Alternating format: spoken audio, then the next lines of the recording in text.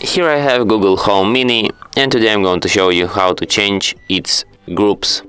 So, if you want to change groups on this device, you have to firstly open this Google Home app, then access your device here, tap on the gear icon to open its settings, and then you have to go to the groups section, and here you can change its groups. For example, you can create new groups, and here you can select if you want to have some groups or you don't want to have any groups. You can select like in which group it will be connected, for which it won't be, and here you can manage all of these groups settings.